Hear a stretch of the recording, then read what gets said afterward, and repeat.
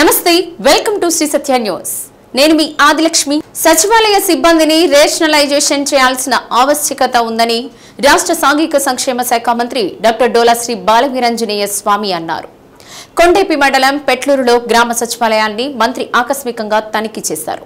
ఈ సందర్భంగా సచివాలయంలోని పలు రికార్డులను పరిశీలించిన మంత్రి రికార్డుల నిర్వహణ పట్ల అసంతృప్తి వ్యక్తం చేశారు. సచివాలయ సిబ్బందిని రేషనలైజేషన్ చేయాల్సిన ఆవశ్యకత ఉందని అన్నారు. సేవలన్నీ ప్రజలకు సకాలంలో అందించాలని, ఉద్యోగులు బాధ్యతాయుతంగా పనిచేయాలని మంత్రి సూచించారు. అనంతరం అంగన్వాడీ కేంద్రాన్ని తనిఖీ చేశారు. ఈ సందర్భంగా చిన్నారులతో మంత్రి కొద్దిసేపు ముచ్చటించారు. వంట ఆహారం విషయంలో పరిశుభ్రత పాటించాలని సిబ్బందికి మంత్రి సూచించారు.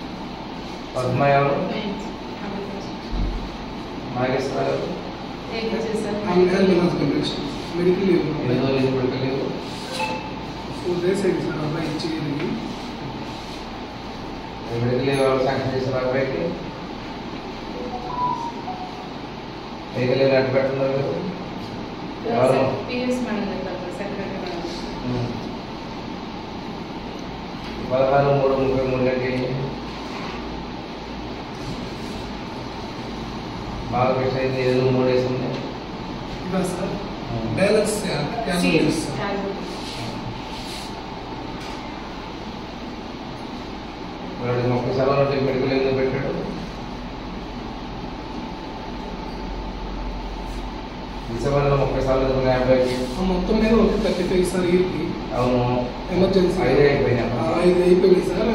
క్యాజువల్ లీవ్స్ అంటే మళ్ళీ వచ్చేలా ఉంది సార్. క్యాజువల్ లీవ్స్ 4 డేస్ పెట్టుకోవచ్చు సార్. క్యాజువల్ లీవ్స్ అందుకని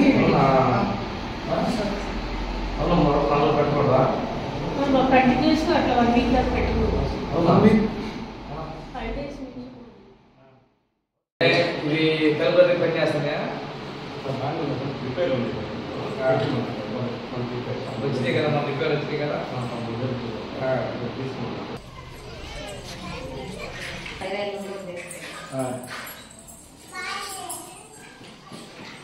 ఇది బాగా లీక్ అవుతున్నట్టండి. ఇది కిచెనా? ఎవరికి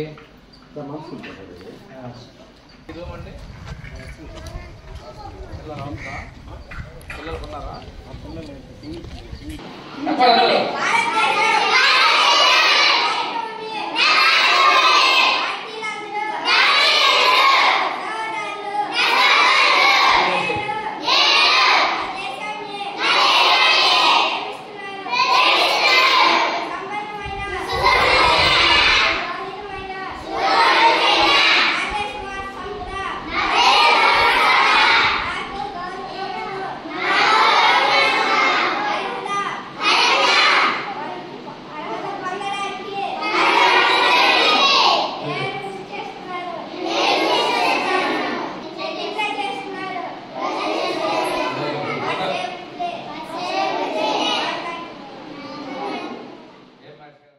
పేదలందరికీ ఇళ్ల నిర్మాణాలను నిర్దేశించిన లక్ష్యం మేరకు డిసెంబర్ 10వ తేదీ నాటికి పూర్తి చేసేలా చర్యలు చేపట్టాలని కలెక్టర్ తమీం అన్సారియా అధికారులను ఆదేశించారు.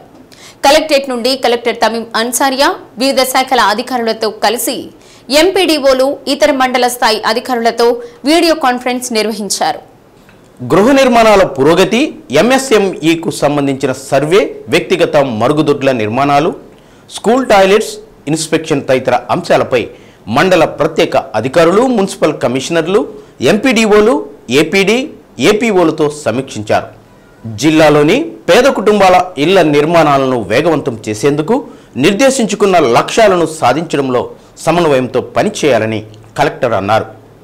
జిల్లాలో 3800 ఇళ్ల నిర్మాణం లక్ష్యం కాగా ఇప్పటి వరకు 1436 ఇళ్లు పూర్తి చేయడం జరిగిందని, మిగిలిన ఇళ్ల నిర్మాణాలను రోజువారీ లక్ష్యాలను నిర్దేశించుకొని డిసెంబర్ 10వ తేదీ నాటికి పూర్తి చేసేలా చర్యలు చేపట్టాలని కలెక్టర్ అధికారులను ఆదేశించారు.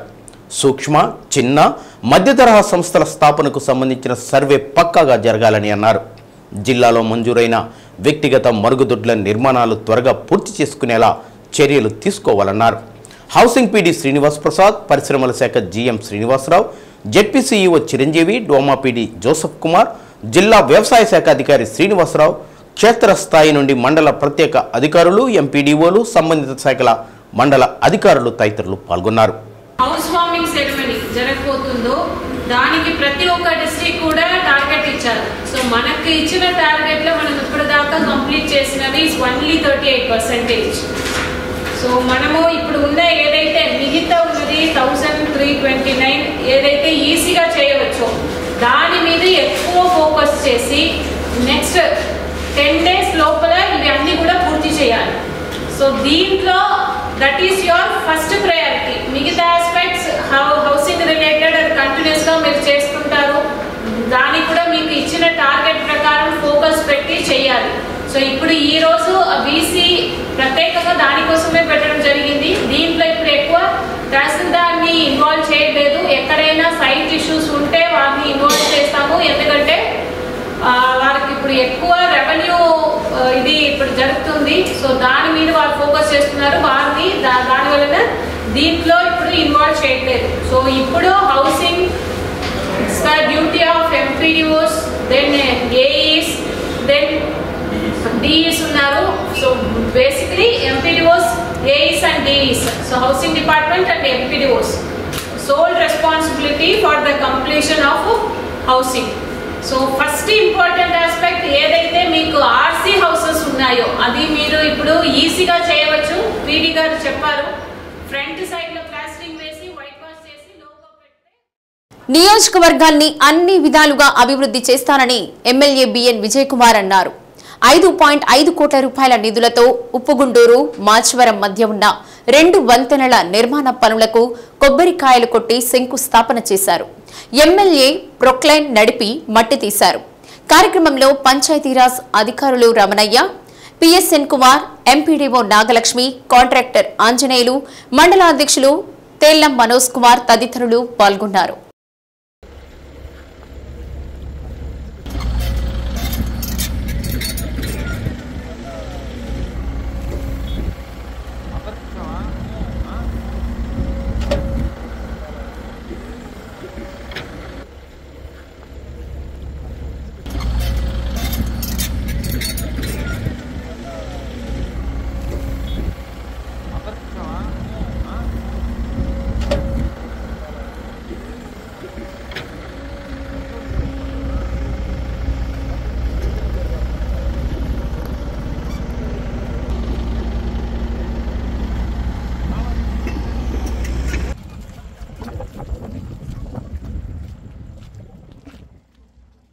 ఒంగోలు ఎంపీ మాగుంట శ్రీనివాసులరెడ్డి 2 రోజుల పాటు నగరంలో పర్యటించనున్నారు.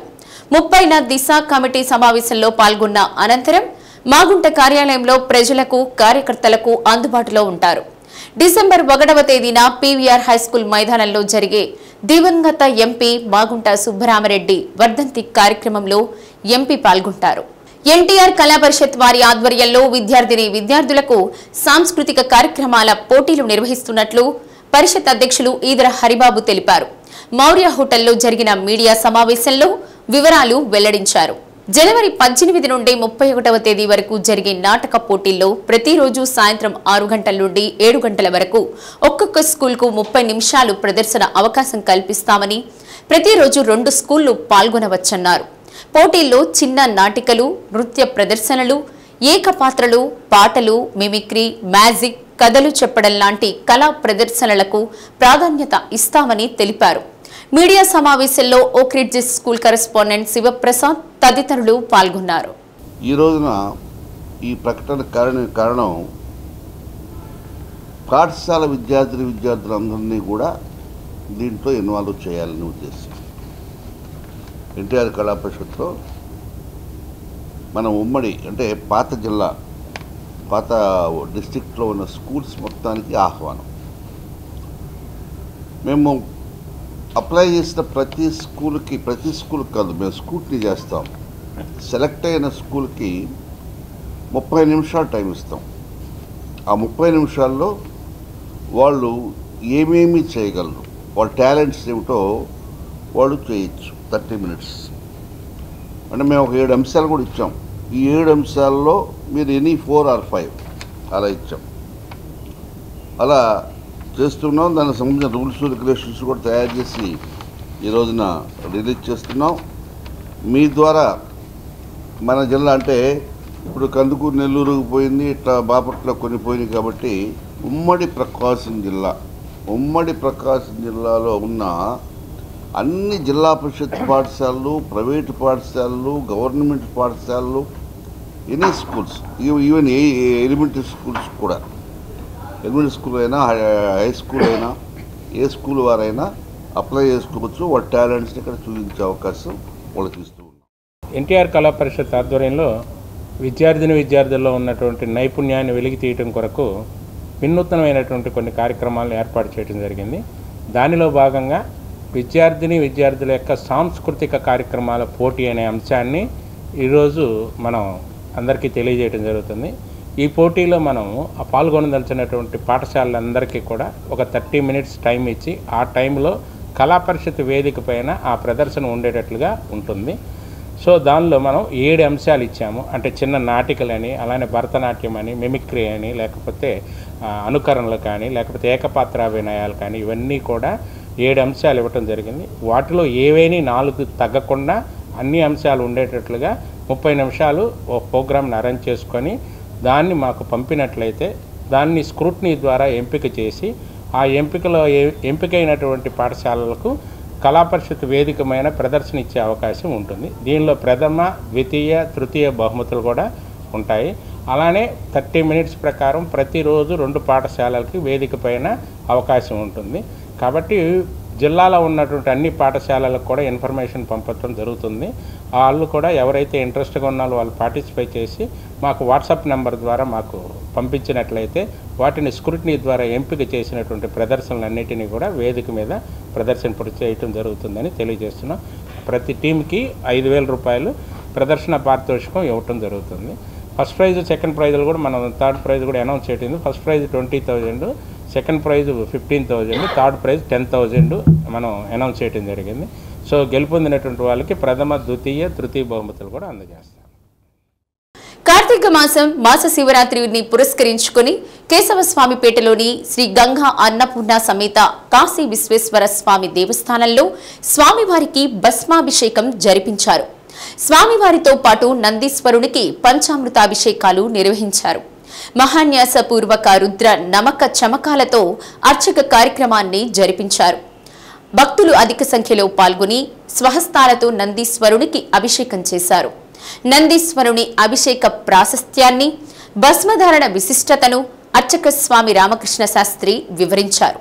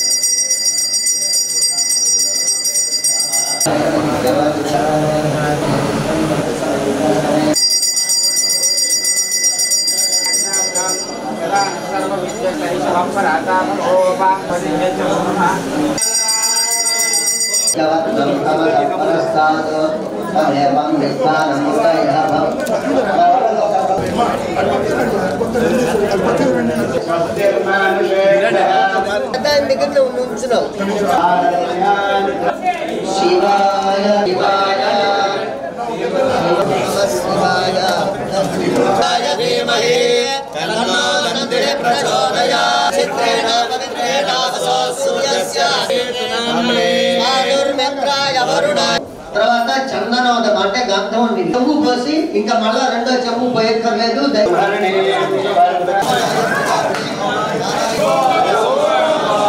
బూడిద భస్మాన్ని ధరిస్తాడు. ఆయన ఒంటి మీద సువర్ణ యక్షమాలలు, ఈశ్వరుడు ఆయన అసలు శ్మశానం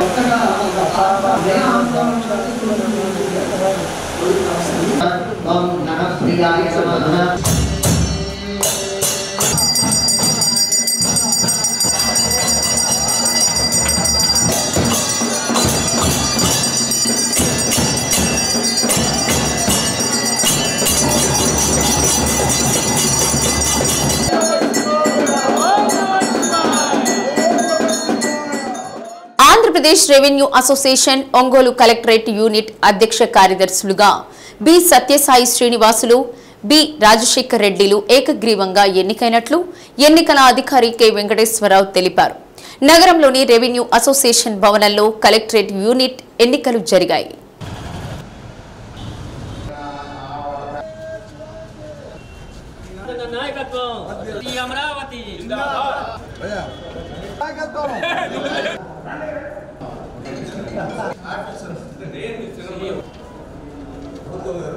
ఎన్నికల్లో కలెక్టరేట్ యూనిట్ నుండి అన్ని పోస్టులకు ఒకే ప్యానెల్ దరఖాస్తులు చేయగా ఆ ప్యానెల్ ఏకగ్రీవమైందని అన్నారు. అసోసియేట్ ప్రెసిడెంట్గా లక్ష్మీనారాయణ రెడ్డి, వైస్ ప్రెసిడెంట్గా షేక్ షాజహాన్, మరో వైస్ ప్రెసిడెంట్గా కె శ్రీదేవి, లక్ష్మీబాయి, జాయింట్ సెక్రటరీలుగా ఎల్ వెంకటసాయి కుమార్, షేక్ ఖాదర్ బాషా, మహేశ్వర్, వెంకటబాబు, బీచ్ రాజు, ఈసీ మెంబర్లుగా రాధా కృష్ణమూర్తి, ప్రియాంకలు ఎన్నికైనట్లు తెలిపారు. నూతనంగా ఎన్నికైన సభ్యులను అసోసియేషన్ సభ్యులను పూలమాలలతో ఘనంగా సత్కరించారు.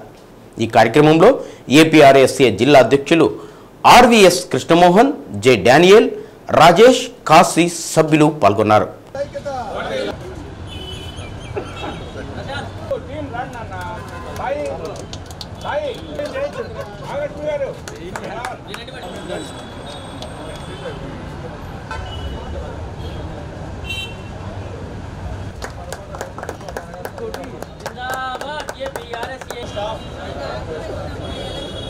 By the Constitution of the Association and sincerely devote. Revenue association elections వాళ్ళకి ఉన్నాయి, కానీ ఈరోజు కలెక్టరేట్ యూనిట్కి సంబంధించి ఒకటే ప్యానెల్ నామినేషన్స్ వేయడం జరిగింది. ఆ నామినేషన్స్ వేసిన మెంబర్స్ మాత్రమే యునానిమస్గా ఎలక్ట్ అయి ఉన్నారు. వీళ్ళు 2024-2027 సంవత్సరానికి వీళ్ళ బాడీ రన్నింగ్లో ఉంటుంది. వీళ్ళలో ప్రెసిడెంట్గా బి సత్యసాయి శ్రీనివాసరావు, అసోసియేట్ ప్రెసిడెంట్గా లక్ష్మీనారాయణ రెడ్డి, వైస్ ప్రెసిడెంట్ 1గా షేక్ షాజహాన్, వైస్ ప్రెసిడెంట్ 2గా కె శ్రీదేవి, వైస్ ప్రెసిడెంట్ 3గా Lakshmibai, secretary B Rajasekhar Reddy, joint secretary 1 Venkata Sai Kumar, joint secretary 2 Khader Basha Shaik, joint secretary 3 Maheshwara Venkatababu, ట్రెజరర్గా బి పిచ్చిరాజు, ఈసీ మెంబర్గా రాధాకృష్ణమూర్తి, మరొక ఈసీ మెంబర్గా ఈ ప్రియాంక యునానిమస్గా ఎలక్ట్ అవ్వడం జరిగింది. బొప్పరాజన్న ఆదేశాల మేరకు మరియు ఏపీఆర్ఎస్ఏ నాయకులు పిండికి మధుసూదన్ రావు, పుస్తక కలెక్టరేట్ అధ్యక్షులు శ్రీ యువతకోలు శ్రీనివాసరావు గారు మద్దతు తెలిపిన ప్యానల్గా మేము ఎన్నికల బరిలోకి వచ్చి ఉన్నాము. అందరినీ కలుపుకొని అందరి మద్దతుతో యునానిమస్గా కలెక్టరేట్ ఎన్నిక కావడం జరిగింది. మేమందరము రాష్ట్ర నాయకత్వానికి మరియు ప్రకాశం జిల్లా ఏపీఆర్ఎస్ఏ డిస్ట్రిక్ట్ నాయకత్వానికి అనుగుణంగా పనిచేస్తామని తెలియజేస్తూ మమ్మల్ని అందరినీ యునానిమస్గా గెలిపించినందుకు మా ప్రకాశం జిల్లా రెవెన్యూ సభ్యులందరికీ మరియు కలెక్టరేట్ యూనిట్ రెవెన్యూ సభ్యులందరికీ ధన్యవాదాలు తెలియజేసుకుంటున్నాం. అంటరానితనం పోవాలంటే అందరూ చదువుకోవాలని, చదువుకుంటేనే అజ్ఞానం నుండి జ్ఞానంలోకి నడవగలరని గుర్తించిన గొప్ప వ్యక్తి జ్యోతిరావు పూలే అని బీఎస్పీ అద్దంకి నియోజకవర్గం అధ్యక్షులు మంద జోసెఫ్ అన్నారు. మహాత్మా జ్యోతిరావు పూలే 134వ వర్ధంతి సందర్భంగా చిత్రపటానికి బుద్ధిస్ట్ సొసైటీ ఆఫ్ ఇండియా జిల్లా ఉపాధ్యక్షులు తాళ్ళూరి బాబురావు, జైభీంరావు, భారత్ పార్టీ అద్దంకి నియోజకవర్గ ఇన్ఛార్జ్ పులిపాటి హేబేలు, వెంకటేశ్వర్లు, తిప్పగూడిసె అంజిబాబు తదితరులు పూలమాలలు వేసి నివాళులర్పించారు. మహాత్మా జ్యోతిరావు పూలే 1840 నుంచి 1890 వరకు కూడా అంటరానితనం మీద, అస్పృశ్యత మీద, మరి ఎస్సీ ఎస్టీ బీసీ మైనారిటీ వర్గాలకు హక్కుల కోసం ఆయన జీవించాడు. ఆ రోజు బ్రాహ్మణ వ్యవస్థను పూర్తిగా వ్యతిరేకించిన వ్యక్తి. మనుధర్మ శాస్త్రాన్ని అమలు చేస్తున్న ఆ రోజుల్లో అంత పెద్ద పోరాటం చేశాడంటే ఆయన ఆ సాహసాన్ని ఆయన చేసిన పోరాటాన్ని మనం ఈరోజు కూడా 134 సంవత్సరాలు గడుస్తున్న ఆయన చనిపోయి ఈరోజు కూడా బహుజనులు గుర్తుపెట్టుకుంటున్నారంటే ఎంత త్యాగశాలి. పిల్లలు కూడా లేకుండా భార్యాభర్తలు ఇద్దరు కూడా చదువు చెప్పి చదువే అజ్ఞానాన్ని నుంచి జ్ఞాన మార్గంలో మనిషిని నడిపించగలదని నమ్మి వాళ్ళు చదువుకొని మరి ఈ సమాజానికి అందరూ కూడా చదువు చెప్పించిన మహానుభావులు భార్యాభర్తలు ఇద్దరు. కనుక దీనంతా కూడా అందిపుచ్చుకున్న డాక్టర్ బిఆర్ అంబేద్కర్ ఒక మాట అంటాడు, నాకు 3 గురువులు అని ప్రస్తావిస్తారు ఒక సందర్భంలో. 3 గురువులు ఎవరెవరంటే బుద్ధుడు, మహాత్మా జ్యోతిరావు పూలే, కబీర్ అంటాడు. వీళ్ళు 3 గురువులు చేసుకొని నేను ఈ పోరాటాన్ని సాగిస్తున్నానని చెప్పి ఒక సందర్భంలో డాక్టర్ బిఆర్ అంబేద్కర్ గారు కూడా అంటారు. అంటే ఎంత పెద్ద వ్యక్తి అయితే నా గురువు అని ఇండియాలోకి నెంబర్ 1 మరి భారతరత్న, భారత రాజ్యాంగ నిర్మాత అంబేద్కర్ ఆ మాట అన్నాడంటే మహాత్మా జ్యోతిరావు పూలే గురించి ఆయన గొప్పతనం, ఆయన మేధస్సు, ఆయన ధైర్యాన్ని మరి ఈరోజు అందరూ కూడా కొనియాడాల్సిన అవసరం ఉంది. ఈ త్యాగాన్ని మరి రాబోయే తరాలకు అందించాల్సిన అవసరం ఉంది.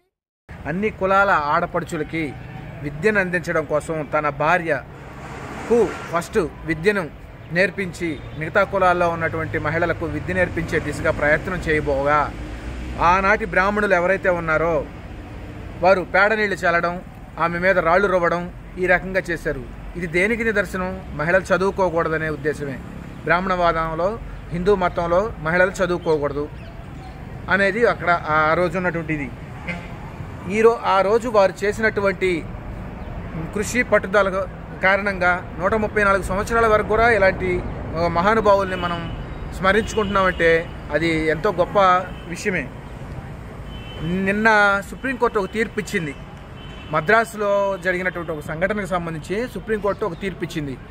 రిజర్వేషన్లు కావాలంటే నేను హిందువునని ఒప్పుకోవాలి అనేటువంటి విధానంతో ఒక పాప వేసిందని చెప్పేసి అంటారు. అసలు హిందూ మతానికి రిజర్వేషన్స్కి ఏమన్నా సంబంధం ఉందా? సుప్రీంకోర్టు ప్రశ్నించాలి కదా. ఒక ఎస్సీలు మాత్రమే మతం మారితే రిజర్వేషన్లు వర్తించవని ఆనాడు కుట్రపూరితంగా చేయడం జరిగింది. న్యాయదేవత యొక్క రూపురేఖలను మార్చినంత మాత్రాన ప్రజల యొక్క జీవన విధానం మారిపోతుందా అని సుప్రీంకోర్టుని నేను ప్రశ్నిస్తున్నాను. ఎన్నో చట్టాలను రూపొందించారు, ఎన్నో రాజ్యాంగ సవరణలు చేసి ఉన్నారు. వాటిల్లో భాగంగా ఈ ఒక్క సవరణం కూడా చేస్తే ఆనాడు ఎంతోమంది బతుకుల్లో వెలుగులు నింపడం కోసం ప్రయత్నాలు చేసినటువంటి జ్యోతిరావు పూలే కావచ్చు, అంబేద్కర్ గారు కావచ్చు, కాంశీరామ్ గారు కావచ్చు, నారాయణ గురు కావచ్చు, వీళ్ళందరి యొక్క త్యాగాలకు ఫలితం ఏర్పడుతుందని నేను ఆశాభావం వ్యక్తం చేస్తున్నాను.